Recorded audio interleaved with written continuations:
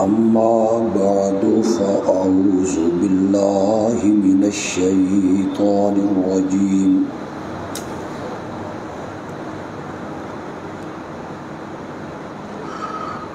بسم الله الرحمن الرحيم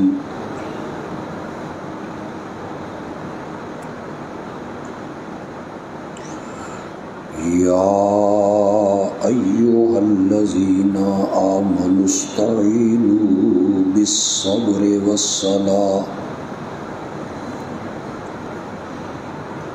إن الله مع الصابرين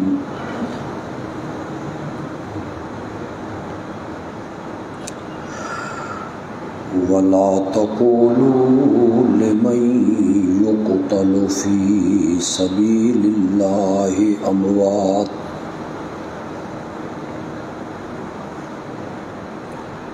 بل أحياء ولكن لا تشعرون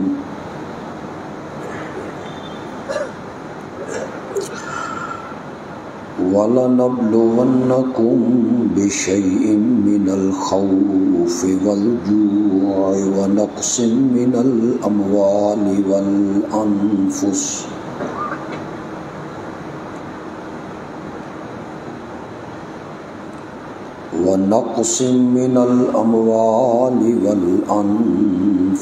وَالثَّمَرَاتِ وَبَشِّرِ الصَّابِرِينَ الَّذِينَ إِذَا أَصَابَتْهُم مُّصِيبَةٌ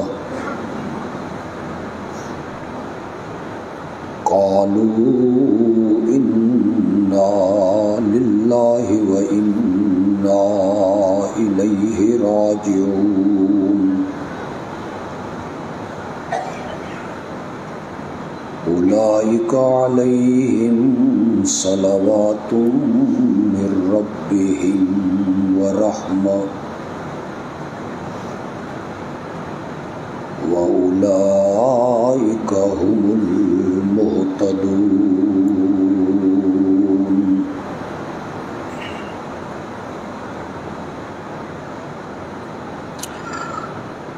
اے ایمان والو، اللہ سے مدد مانگو صبر کے ذریعے اور نماز کے ذریعے۔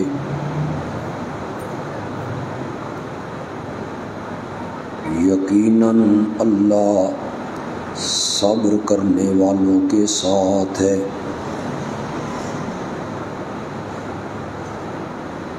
ان لوگوں کے متعلق جو اللہ کی راہ میں مارے گئے، انہیں مردہ نہ کہو بلکہ وہ زندہ ہیں، لیکن تمہیں ان کی زندگی کا شعور نہیں۔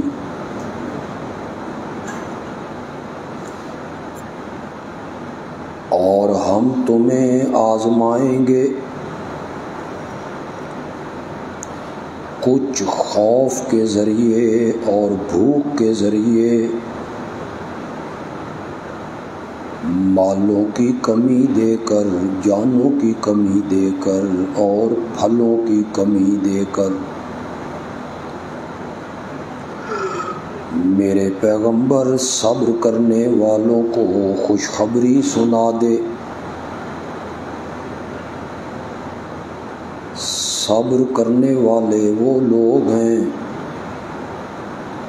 کہ جب انہیں کوئی دکھ پہنچتا ہے تو وہ بول اٹھتے ہیں، ہم سب اللہ کے لیے ہیں اور ہم سب نے اسی کی طرف لوٹ کے جانا ہے۔ یہ جو صبر کرنے والے لوگ ہیں، ان پر ان کے رب کی طرف سے شاباشیں اور ان پر مہربانیاں ہیں، اور یہی لوگ ہدایت یافتہ ہیں۔ اللہم صلی علی محمد وعلی آل محمد کما صلیت علی ابراہیم وعلی آل ابراہیم انک حمید مجید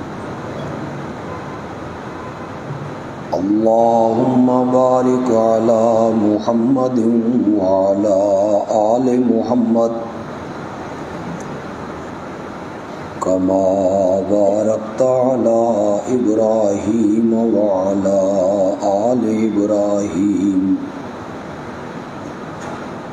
انک حمید مجید۔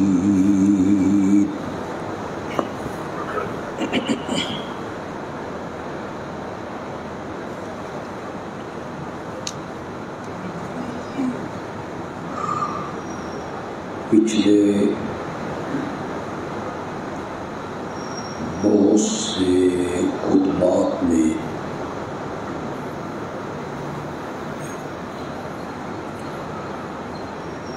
اس عنوان سے گفتگو ہو رہی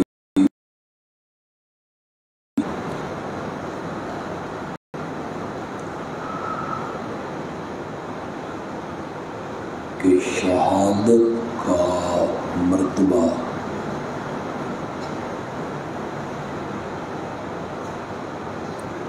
اور شہادت باعث ماتم نہیں، شہادت باعث افسوس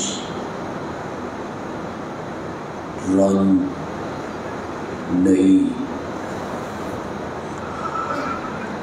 بلکہ شہادت باعث فخر ہے۔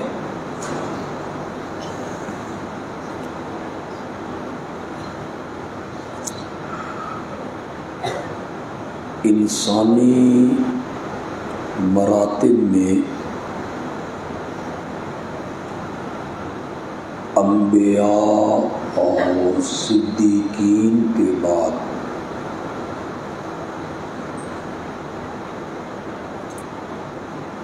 اگر کوئی مرتبہ ہے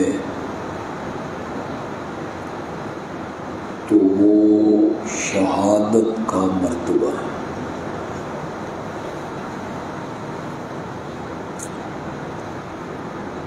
شہیدوں کے متعلق کہا گیا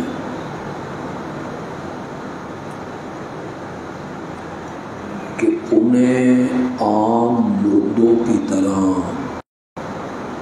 مردہ نہ سمجھو،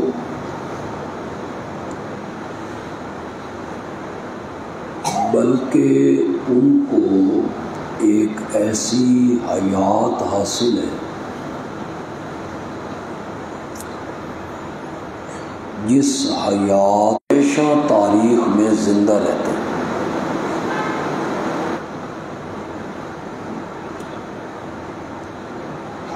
زندگی کا ایک مفہوم یہ بھی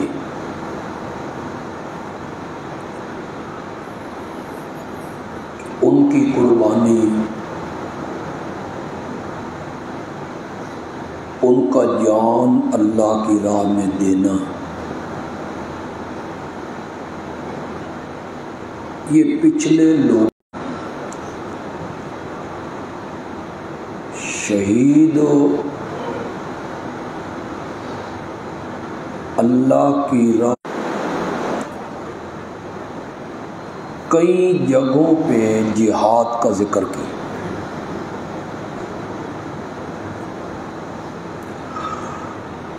کیوں جہاد کرو اس کا بھی ذکر کیا۔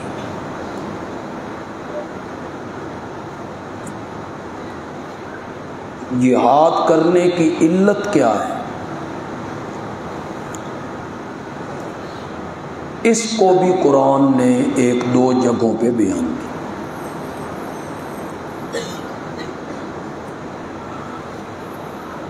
قرآن نے کہا اگر ہم مظلوموں کو ظالموں کے مقابلے میں کھڑا نہ کریں، کچھ لوگوں کے دلوں میں یہ جذبہ پیدا نہ کریں کہ کھڑے ہو جاؤ اور ظالموں کا راستہ روکو، اگر ہم کچھ مظلوموں کے دل میں یہ جذبہ پیدا کر کے کہ ظالموں کو ظلم سے روکو، اگر ہم یہ نہ کریں لفسدت الارض، تو زمین فساد سے ساری زمین فساد سے کیا ہو جائے؟ بھر جائے۔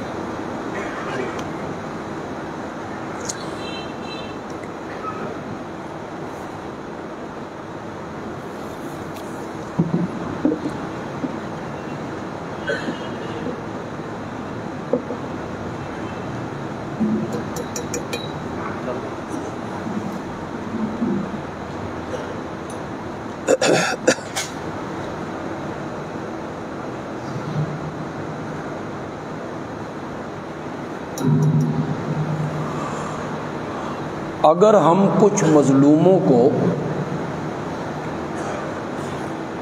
ظالم کے مقابلے میں کھڑا نہ کریں کہ کھڑے ہو جاؤ اور ان ظالموں کا راستہ روکو، لفسدت الارض، تو زمین فساد سے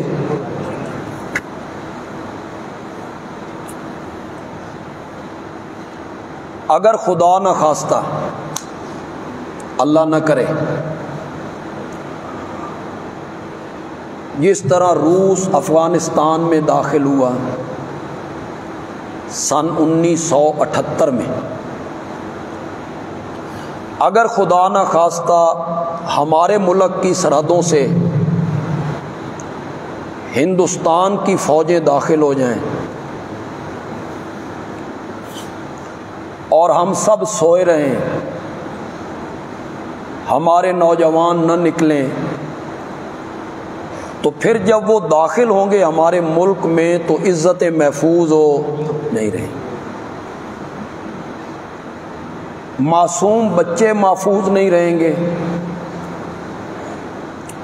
وہ انہیں نیزے کی انیوں پہ پرو دیں گے، عورتوں کی عزتوں سے کھیلتے رہیں گے۔ اللہ کہتے ہیں جب ظالم کسی جگہ پہ ظلم کرتے ہیں تو ہم ان کے مقابلے میں مظلوموں کو ان کے دل میں جذبہ پیدا کرتے ہیں کہ کھڑے ہو جاؤ اور روکو راستہ۔ پھر وہ جب راستہ روکتے ہیں اور راستہ روکتے ہوئے وہ شہادت پاتے ہیں، ظالموں کے قدم رک جاتے ہیں، اسی کو شاعر کہتا ہے شہید کی جو موت ہے وہ قوم کی، وہ خود جان کا نذرانہ دے گیا اور اس نے پوری قوم کو زندگی بخش دی، عزتیں محفوظ ہو گئیں، جانیں محفوظ ہو گئیں، مال محفوظ۔ آپ ذرا افغانستان کی تاریخ پڑھیں، روس تو ایٹمی طاقت تھا، سپر قوت ہے جس طرح امریکہ،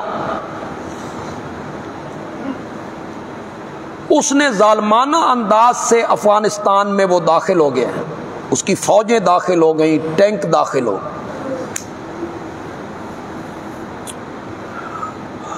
یہ جو قومیں تباہ ہوتی ہیں نا، پہلے ان کو ذہنی طور پہ تباہ کیا جاتا ہے۔ افغانستان اتنا ترقی یافتہ ملک نہیں تھا تو روس کے حکومت نے انہیں آفر کی کہ اپنے بچے بھیجو، ہم انہیں یہاں کالجوں میں پڑھاتے ہیں، یونیورسٹیوں میں پڑھاتے ہیں، ڈاکٹر بناتے ہیں، انجینئر بناتے ہیں۔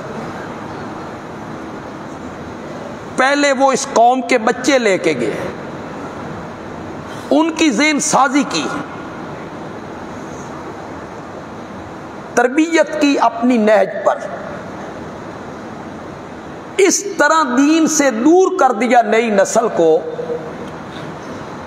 کہ روس سے پڑھ کے آنے والا ایک طالب علم، اس کے سامنے جب والد نے کہا کہ تیری بہن جوان ہو گئی ہے، اس کا کوئی رشتہ دیکھنا چاہیے اور شادی کرنی چاہیے، تو اس نے کہا بابا رشتہ دیکھنے کی کیا ضرورت ہے، میں ہوں نا۔ سب تمیزیں ختم ہو گئیں۔ یہ پہلے تربیت ہوتی ہے، اس طرح تربیت کی انہوں نے۔ پھر جب ان کے کچھ لوگ وہاں بن گئے تو وہ روس میں داخل ہو، افغانستان میں داخل ہو گئے، اپنے ٹینک لے کر داخل ہو۔ افغانی کیا تھے، گھر بار چھوڑ کے بھاگ نکلے، کوئی پاکستان میں آ گیا، کوئی ہندوستان میں چلا گیا، کوئی ایران میں چلا گیا۔ جو نہ بھاگ سکے ان کی عزتیں لٹ گئیں۔ کسی گاؤں میں ہیلی کاپٹر اتار کے وہاں کی لڑکیوں کو اٹھا لیا جاتا ہے اور کچھ اوپر جا کے ان کے کپڑے زمین پر پھینک دیے۔ یہ ظلم اس نے شروع کیا، بچوں کو مارنا، لڑکیوں کی عزتیں لوٹنا، آبرو پہ حملہ۔ افغانی جو تھے وہ وہاں سے بھاگ رہے تھے، چند لوگ تھے، باقی سارے بھاگ نکلے۔ کراچی کے ایک مدرسے کے 5-6 طالب علم مل کے بیٹھے اور انہوں نے کہا بھئی روس افغانستان میں آ گیا ہے، کامیاب ہو گیا تو پھر یہ پاکستان میں آئے گا، اس کا راستہ روکنا چاہیے۔ ان کے پاس ایک بندوق تھی 12 بور، وہ 12 بور بندوق لے کر افغانستان میں داخل ہوئے کہ روس کا راستہ روکنا ہے۔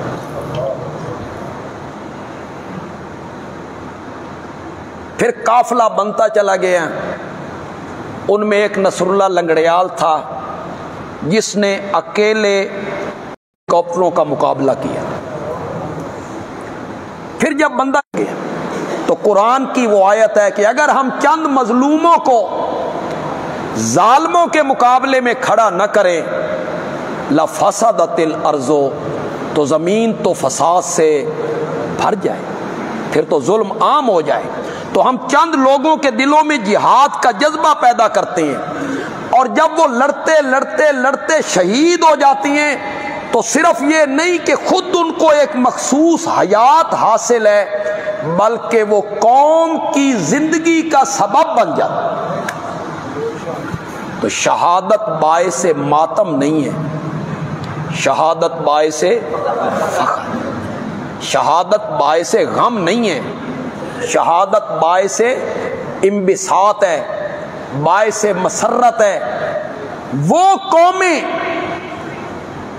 جو پچھلے شہیدوں کو پیٹتی رہیں، وہ قومیں نئے نئے شہید پیدا کر کے ان قوموں کے حوالے نہیں کر سکتی۔ قومیں وہی شہادت کا جذبہ پیدا کر سکتی ہیں جو یہ سمجھیں کہ شہادت باعث حدیث میں آتا ہے، میرے آقا نے فرمایا کہ شہید پر جب وار ہوتا ہے، اس پہ ٹینک چڑھ گئے، توپوں کے گولوں سے جسم کے پرخچے اڑ گئے، کوئی گولی سر میں آ کے لگی تو اسے اتنی بھی تکلیف نہیں ہوتی جتنی چیمٹی کے کاٹنے سے ہوتی ہے۔ یہ میرے آقا کا فرق ہے۔ جنہوں نے شہادت کا مرتبہ پایا ہے چلے گئے شہید ہو کر، اسی تو انہوں کو پوچھ نہیں سکتے کہ ہمارا تو نظریہ یہ ہے کہ نہ وہ ہماری سنتے ہیں نہ جواب، ہمیں تو وہ تجربہ نہیں ہے نہ ہم پوچھ سکتے ہیں، لیکن ہمیں پوچھنے کی ضرورت کیا ہے؟ ہم آنکھیں بند کر کے نبی پاک کے فرمان پر اعتماد کرنے والے ہیں۔ جو میرے آقا نے کہہ دیا وہ سچ ہے۔ چیونٹی کے کاٹنے جتنی تکلیف بھی شہید کو نہیں ہوتی، تبھی تو رب کے پاس جا کے وہ کہتا ہے مولا اگر مجھ سے کوئی مطالبہ میرا ماننا چاہتا ہے نا تو میری روح کو میرے جسم میں لوٹا۔ اس کی روح ہے کہاں؟ جنت میں، عرش کے نیچے قندیلیں لٹکی ہوئی ہیں، وہاں سے یہاں آنا چاہتا ہے۔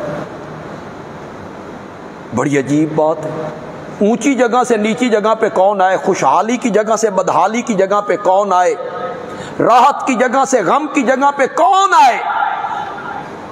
کوئی نہیں آنا چاہتا، صرف شہید ہے جو شہادت کا مرتبہ دیکھتا ہے، درجہ دیکھتا ہے، فضیلت دیکھتا ہے، عظمت دیکھتا ہے، شرف دیکھتا ہے، قدر دیکھتا ہے، منزلت دیکھتا ہے کہ میں شہید ہوا ہوں، جنت میں میری یہ قدر ہے، یہ عزت ہے، یہ عظمت ہے، یہ شرف ہے۔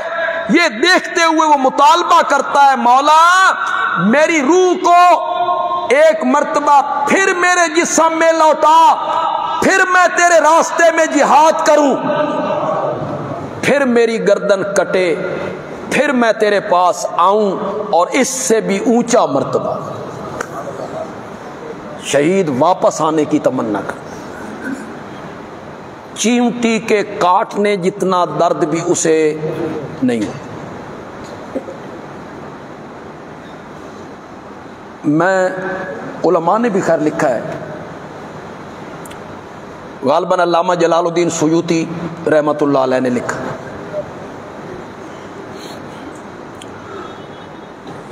کیوں تکلیف نہیں ہوتی؟ ادھر تلواریں چل گئی ہیں، ٹینک اوپر چڑھ گیا ہے، توپوں کے گولے ہیں، اور اسے چیونٹی کے کاٹنے جتنی تکلیف بھی نہیں ہوتی۔ علامہ جلال الدین سیوطی رحمۃ اللہ علیہ نے لکھا کہ جب زلیخا نے یہ فیصلہ کیا کہ میری سہیلیاں مجھے تانا مار رہی ہیں کہ غلام پر فریفتہ ہو گئی ہے، یہ اس لیے تانا زنی کرتی ہیں انہاں میرا غلام حالے ویکھیا نہیں، تو انہیں یوسف دکھانا چاہیے۔ اس نے ان کی دعوت کی، دعوت میں پھل فروٹ، کھانے پینے کا سامان، چھری کانٹے پھل کاٹنے کے لیے رکھے گئے، اور زلیخا نے حضرت یوسف سے کہا باہر نکلو۔ یہ غلام تھے، جو اس نے کہنا ہے انہوں نے ماننا ہے۔ یہ جو باہر نکلے، سہیلیوں نے دیکھا، ان کے حسن کو دیکھا، جمال کو دیکھا، خوبصورتی کو دیکھا، قد کاٹ کو دیکھا، چال ڈھال کو دیکھا، اور پھر یوسف کی معصومیت کو دیکھا۔ مصر کا سارا حسن وہاں جمع ہے،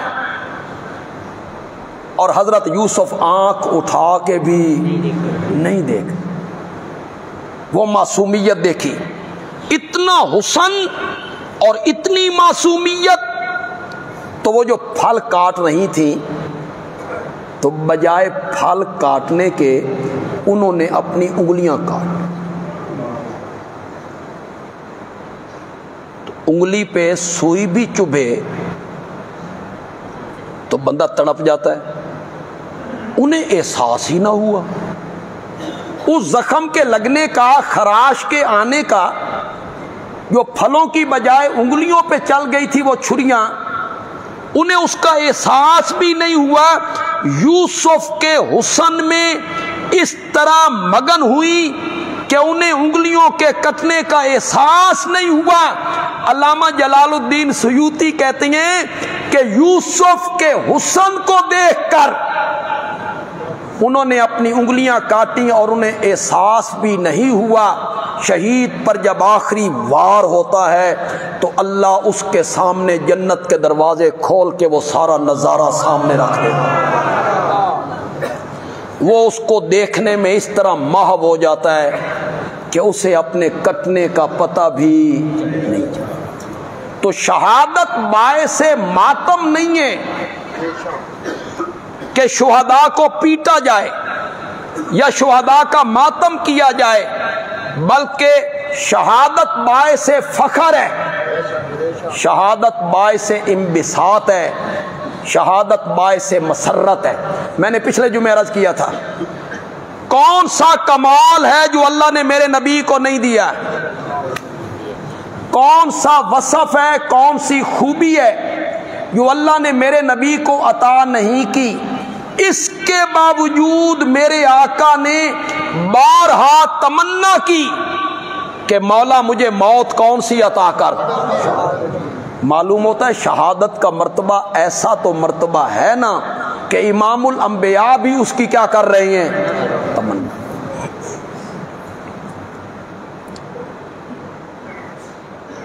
معمولی شخصیت ہے، خلیفہ ثانی حضرت سیدنا فاروق اعظم، زور سے کہو یار، کیسی عبقری شخصیت۔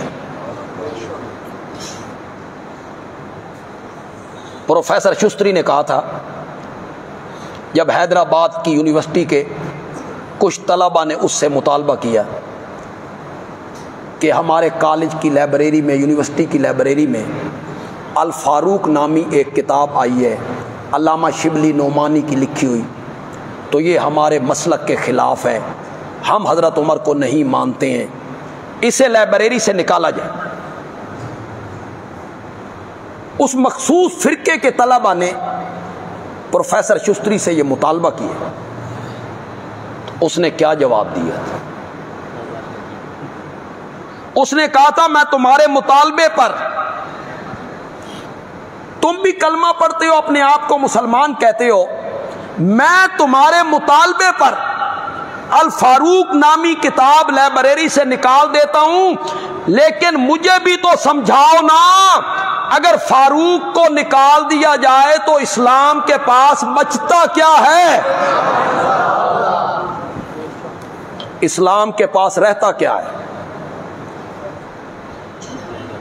کسی کا یہ قول بھی ہے کہ اگر اسلام کو ایک فاروق اور مل جاتا تو پوری دنیا سے کفر کا نام مٹ گیا۔ ایسی عبقری شخصیت، فارس اور روم کو للکارا ہے اس نے، اور خود کرتے پہ پیوند لگے، خود قحط کے زمانے میں گھی والی روٹی کھانے کے لیے تیار نہیں، میری رعایا کو نہیں مل رہی، میں نے بھی گھی لگی روٹی استعمال نہیں کر۔ خود ایک ملک کا سفیر آیا، اس نے پوچھا تمہارے امیر المومنین کا دفتر کہاں ہے؟ انہوں نے کہا ہمارے امیر المومنین کا دفتر کوئی نہیں، مسجد نبوی میں بیٹھے ہوں گے، وہی دفتر ہے، وہی عدالت ہے، وہی فیصلے ہوتے ہیں، وہی وفد آتے ہیں، وہی سب کچھ ہوتا رہتا۔ وہ آیا تو وہاں حضرت عمر نہیں تھے۔ اس نے کسی سے پوچھا امیر المومنین کہاں ہیں؟ اس بندے نے بتایا کہ ابھی اس رستے سے باہر نکل گئے۔ اس نے کہا ابھی اس رستے سے باہر نکل گئے؟ اس کے آگے ہاتھیوں کی قطار نہیں ہوتی، پھر اونٹوں کی لائن نہیں ہوتی، پھر گھوڑوں پہ سوار نہیں ہوتے جو آگے آگے چلے؟ اس نے کہا نہیں، امیر المومنین اکیلے شہر سے باہر نکل۔ ریاست مدینہ کا نعرہ لگانا آسان ہے، کام بڑا مشکل۔ ریاست مدینہ کا سربراہ قحط کے زمانے میں گھی والی روٹی نہیں کھاتے، استعمال نہیں کرتے، وہ رات کو گلیوں میں پہرا دیتا، اور پیرا دیتے ہوئے جب ایک عورت سے پوچھتا ہے کہاں جا رہی ہو، تو وہ عورت کہتی ہے یا تو آج عمر فوت ہو گیا ہے یا تو ہے عمر،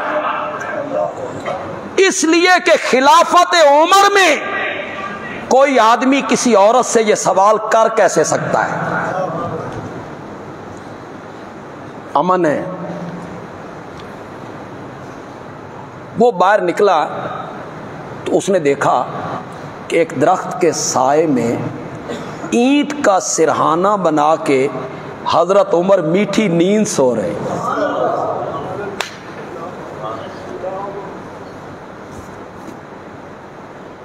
اور ہمارے ہاں سربراہان کا پروٹوکول ہی ختم نہیں۔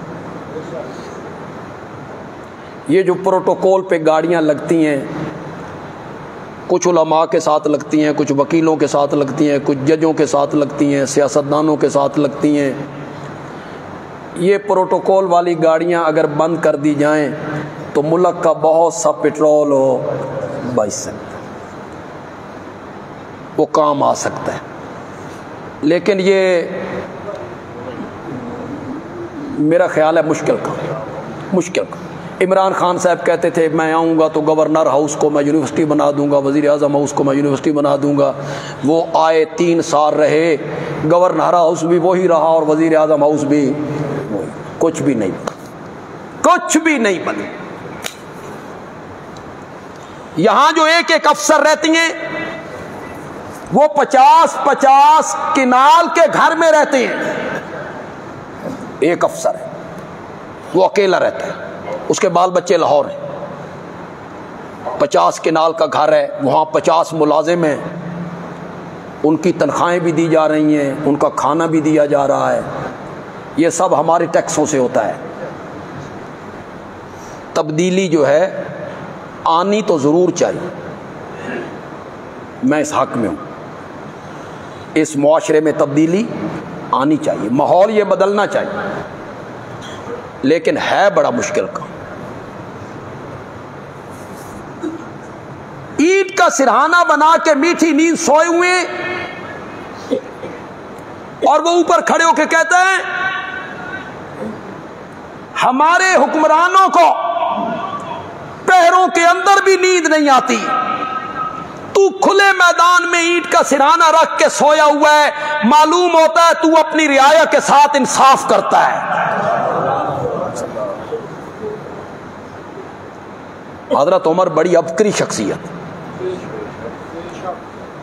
کسی کو ہضم نہیں ہوتا اس میں ہمارا کوئی قصور، ساڈا کی قصور؟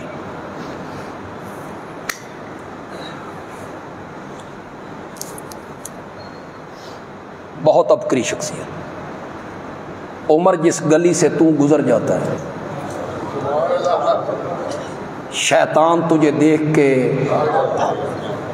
بھاگ جاتا ہے۔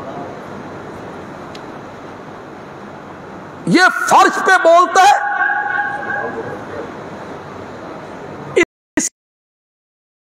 نت دیکھو، متانت دیکھو، فطانت دیکھو، اس کا فہم دیکھو، اس کی دور اندیشی دیکھو، فرش پہ بولتا ہے۔ میرے آقا اس کے مشورے کو باوجود قبول نہیں، اور میرے آقا نے کہا عمر مجھے ایسے لگتا ہے تو اللہ کی زبان ہے، تیری زبان پہ حق جاری رہتا ہے، تو حق کی بات کرتا ہے۔ کسی کو ہضم نہ ہو اس عبقری شخصیت پہ بھی کوئی تنقید کرے تو انہیں شرم کرنی چاہیے۔ کم از کم ایران میں بیٹھ کے تمہیں حضرت عمر پہ تنقید نہیں کرنی چاہیے کہ یہ ایران تمہیں لے کر بھی تو عمر نہیں دیا تھا، اس کا فاتح کون تھا؟ یہ کس دور خلافت میں یہ فتح ہوا؟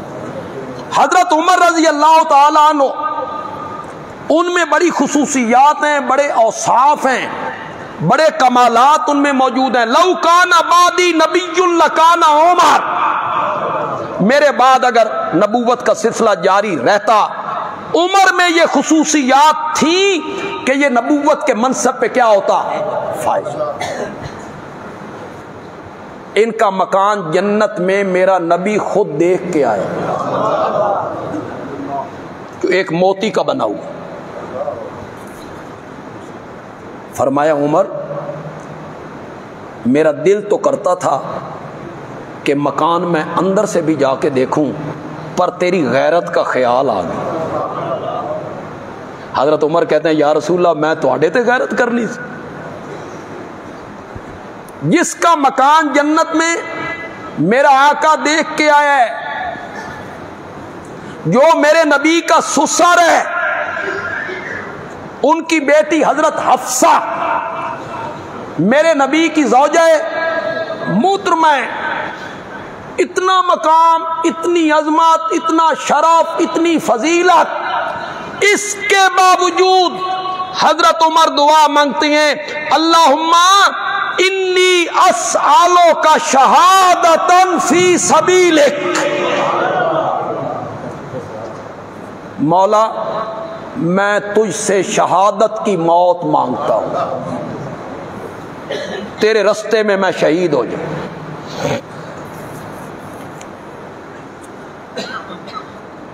آخری حج کر کے واپس آ رہے ہیں،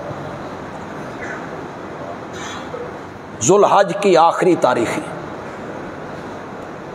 چاند کمزور ہو گئے، درخت کی ٹہنی کی طرح ہو گئے، رات کا ٹائم ہے۔ حضرت عمر نے چاند کو دیکھا تو فرمایا تو بھی کدی 14ویں دس آئیں،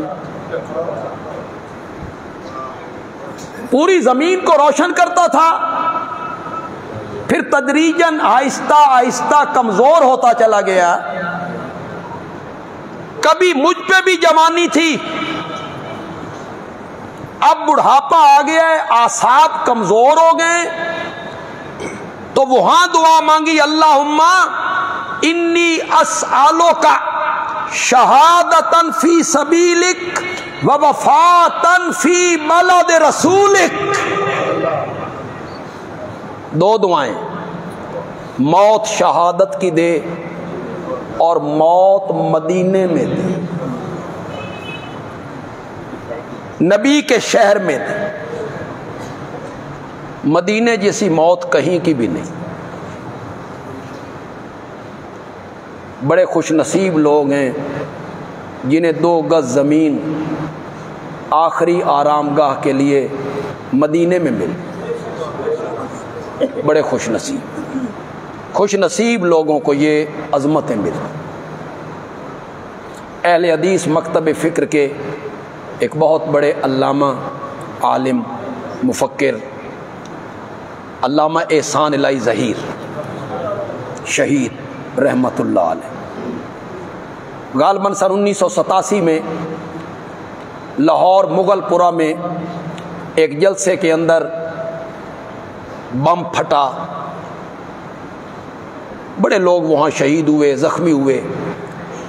یہ پہلا واقعہ تھا، اس واقعے سے پہلے یوں جلسوں میں یہ دہشت گردی اس طرح کی نہیں ہوتی تھی۔ علامہ ظہیر رحمت اللہ علیہ زخمی ہوئے، لاہور اسپتال میں آ گئے، ہوش بھی آ گیا۔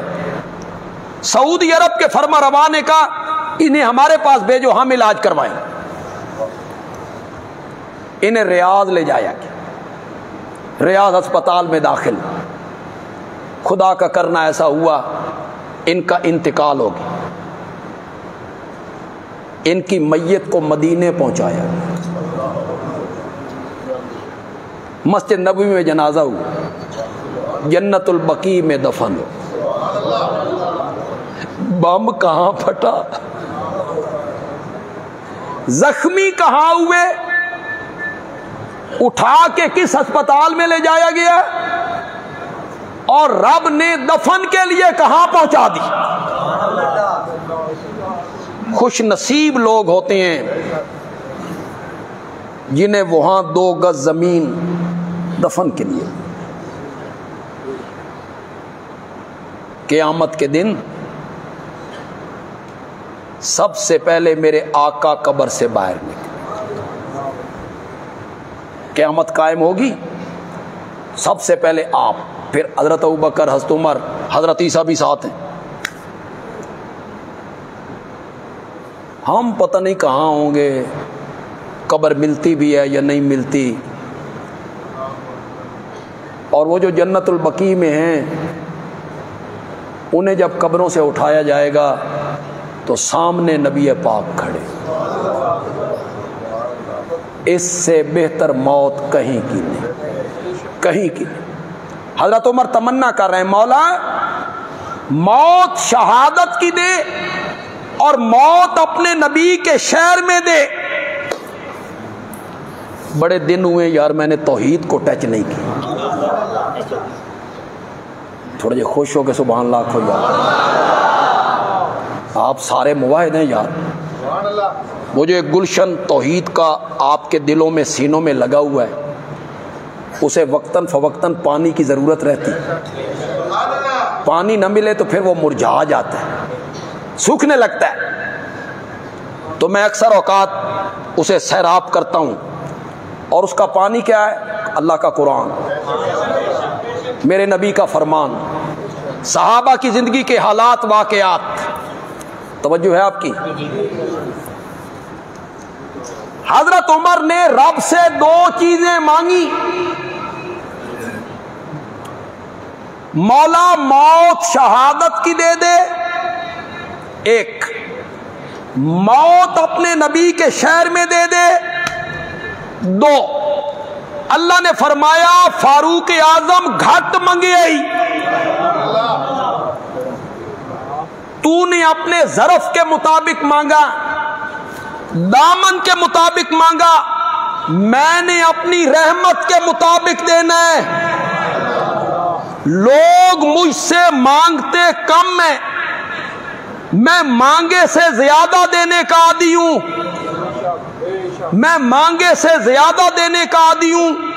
تو نے شہادت کی موت مانگی، نبی کے شہر میں مانگی، میں شہادت کی موت بھی دوں گا، نبی کے شہر میں دوں گا، اور تیری قبر بھی اپنے نبی کی قبر منور کے ساتھ بنا دوں گا۔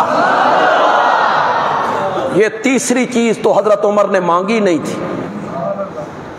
یہ تو رب نے بن مانگے دے دی، یہ تو رب نے بن مانگے دے دی۔ یہ لوگوں کو کیا ہو گیا ہے، اس کا در چھوڑ کے کن سے مانگ رہے ہو بھائی؟ اس کا دروازہ چھوڑ کے جو مجیب الدعوات ہے، السمیع لکل دعا ہے، العلیم لکل حال ہے، النافع الضار المعطی المانع المجیب الواسع، اس کا دروازہ چھوڑ کے کن سے مانگ رہے ہو؟ کن سے مانگ رہے ہو جن کے متعلق قرآن کہتا ہے لا یملکون مثقال ذرۃ، لا یملکون مثقال ذرۃ، وہ ایک ذرے کے بھی مالک نہیں ہے۔ کن سے مانگ رہے ہو؟ چھوڑ کس کو رہے ہو؟ جو لفظ کن کہتا ہے، زمین کے نیچے پانی بہا دیتا ہے، پھر لفظ کن کہتا ہے، پانی پہ زمین کو بچھا دیتا ہے، پھر زمین ڈولنے لگتی ہے، وہ لفظ کن کہہ کے پہاڑوں کی میخیں ٹھوک دیتا ہے۔ کس کو چھوڑ رہے ہو؟ کس کا دروازہ چھوڑ رہے ہو؟ جو دلوں کے راز بہتر جانتا ہے، وہ کہتا ہے میں بولیوں کا محتاج نہیں ہوں، گونگے بھی تو ہیں نا، گونگے بھی تو ہیں نا، ان کی بھی تو درخواستیں ہوتی ہیں نا، میں ان کی رمزیں بھی سمجھتا ہوں، میں ان کے دلوں کے بھید جانتا ہوں۔ کس کو چھوڑ رہے ہو؟ کس کا دروازہ چھوڑ رہے ہو؟ کس کے دروازے سے ہٹ رہے ہو جو بغیر خامد کے مریم کی گود ہری کر دیتا ہے؟ کس کو چھوڑ رہے ہو؟ جو 120 سال کے بوڑھے زکریا کو جو کہتے ہیں رب انی وہن العظم منی واشتعل الراس شیبا وامراتی عاقر، مولا میری ہڈیاں کمزور ہو گئیاں، میرے سر دے وال چٹے ہو گئے، مولا میری بیوی بانجھ ہے، پھر وہ 99 سال کی ہے، مولا میں تیرے دروازے سے مایوس نہیں، ایک بیٹا دے دے۔ اللہ نے فرمایا زکریا گھٹ منگی آئی، میں بیٹا بھی دوں گا، آسمان سے نام رکھ کے دوں گا، وہ بڑا ہو جائے گا تو اس کے سر پہ نبوت کا تاج بھی پہنا دوں گا۔ کس کو چھوڑ رہے ہو بھائی؟ کس کو چھوڑ رہے ہو؟ جو قادر ہے۔ کس کو چھوڑ رہے ہو؟ جو مانی ہے۔ کس کو چھوڑ رہے ہو؟ جو موتی ہے۔ لا مانع لما آتیت ولا موتی لما منعت۔ کس کو چھوڑ رہے ہو؟ جس کے متعلق میرے آقا نے فرمایا تھا فَإِنَّهُ إِن لَمْ يُيَسِّرْهُ لَمْ يَتَيَسَّرْ۔ تیری جوتی کا تسمہ ٹوٹ جائے تو وہ رب سے مانگنا، مجھے کعبہ کے رب کی قسم ہے اگر تجھے رب جوتی کا تسمہ نہ دینا چاہے تو پوری کائنات مل کر تجھے جوتی کا تسمہ نہیں دے سکتی۔ اس رب کو چھوڑ کے، اس قادر قدیر کو چھوڑ کے ان سے مانگ رہے ہو، درخواستیں پیش کر رہے ہو جو کروٹ بدلنا نہیں جانتے ہیں، جو اپنے یتیم بچوں کے سروں پہ ہاتھ نہیں رکھ سکتے، جو سب کچھ چھوڑ چھاڑ کے چلے گئے، زیر زمین دفن ہو گئے، وہ تمہاری پکارے سن نہیں سکتے، تمہاری باتوں کا جواب دے نہیں سکتے، وہ کسی چیز پہ قادر مالک مختار نہیں ہے۔ قرآن نے کہا ما یملکون من قطمیر، کھجور کی گٹھلی کے اوپر جو ایک باریک پردہ ہوتا ہے وہ اس پردے کے بھی مالک کوئی۔ مولا تو تے سمجھان دیا حد نہیں کر دیتی، مولا تو تے سمجھان دیا حد نہیں کر دیتی، لیکن میں ممبر و میراب کے وارث طبقے کو کیا کہوں؟ یہ ان لوگوں کو قرآن سنایا ہی نہیں، یہ آیتیں انہوں نے لوگوں کے سامنے رکھی نہیں، کبھی یہ آیتیں پڑھنے کی انہیں توفیق نہیں ہوئی۔ کھجور کی گٹھلی کے اوپر جو ایک باریک سا پردہ ہوتا ہے وہ اس پردے کے مالک نہیں، مولا کھجور گٹھلی پردہ ایڈا لمبا چکر، اللہ نے فرمایا ہاں قبر کو سمجھو کھجور کی طرح، گٹھلی کو سمجھو میت کی طرح، پردے کو سمجھو کفن کی طرح۔ میرے سوا جن کو تم پکارتے ہو وہ اپنے کفنوں کے بھی مالک، ان کا کفن ان کے ملک میں نہیں ہے، تجھے کیا دینا ہے؟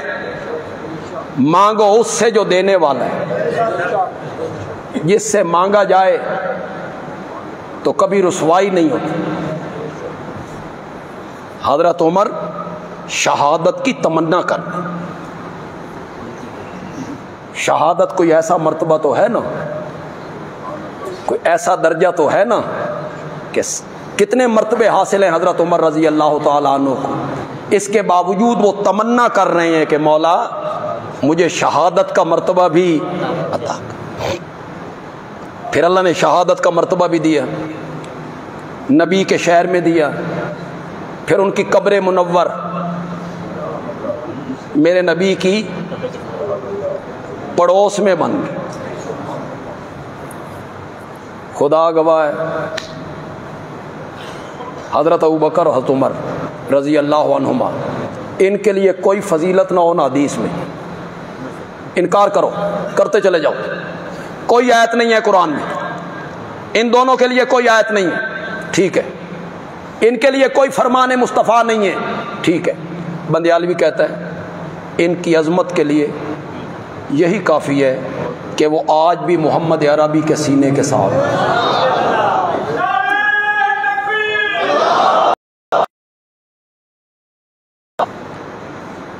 بے سر و پا روایت بیان کی جاتی ہے۔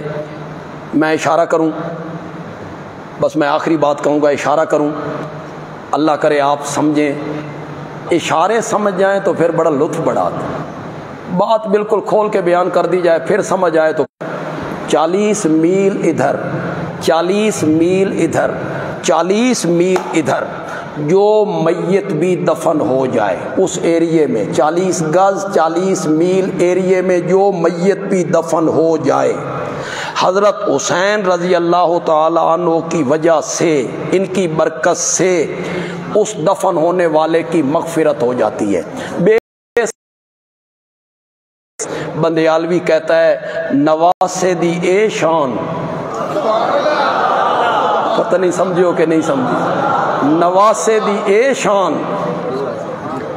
کہ 40 گز ایریے میں کوئی میت دفن ہو جائے تو ان کی برکت۔ اللہ کے پاس نہیں جانا ہے، جائیں گے ہم سب قیامت میں اللہ کے سامنے، تم نے بھی جانا ہے ہم نے بھی جانا ہے انشاءاللہ۔ وہاں حوض کوثر پر میرے نبی کے دائیں بائیں ابو بکر و عمر کھڑے ہوں گے، حیدر کرار بھی کھڑے ہوں گے، حیدر کرار بھی کھڑے ہوں گے، حسنین کریمین بھی ہوں گے، حضرت عثمان بھی ہوں گے، یہ سارے وہاں ہوں گے، اتھے ساریاں گلاں کھل جان، وہاں ساری چیزیں واضح ہو جائیں۔ آج ایک تو سیرت کے عنوان سے ہمارا ایک پروگرام ہے عشاء کی نماز کے بعد، مکی میں نے بھی بیان کرنا، ادھر کے جو نمازی آئے ہیں ہمارے پاس اس سارے علاقے کے، وہ لازماً اس پروگرام میں تشریف لیں، کوئی لمبا پروگرام نہیں ہوگا، مختصر تقریریں ہوں گی۔ مکی مسجد 12 نمبر کا، اور مغرب کی نماز کے بعد حسب سابق 18 بلاک میں میں خود درس قرآن دوں گا انشاءاللہ۔ یہ نہ سمجھے کہ وہاں جلسہ ہے تو آج درس نہیں ہوگا، نہیں، درس ہوگا۔ پچھلے جمعے پہ بھی لوگ نہیں آئے، انہیں تھا کہ پیچھے 2 جمعوں پہ ناغے ہو گئے ہیں شاید آج بھی نہ ہو، نہیں، پچھلے جمعے بھی درس ہوا اور آج بھی درس ہوگا۔ آپ میرے لیے زیادہ فکر مند نہ ہوا کریں، آپ میرے لیے دعا کیا کریں۔